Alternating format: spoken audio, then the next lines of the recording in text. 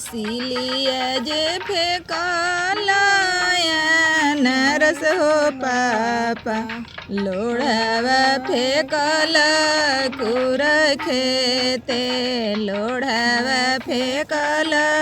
कुर खेते जंघिया पर धिया ले कांपला हो पापाजी कैसे करबी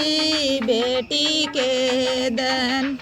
कैसे करबी बेटी के दान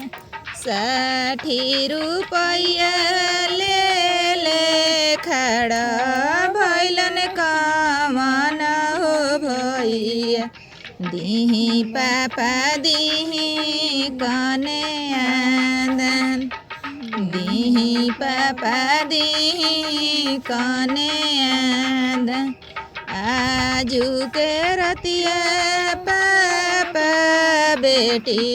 भैली पाराय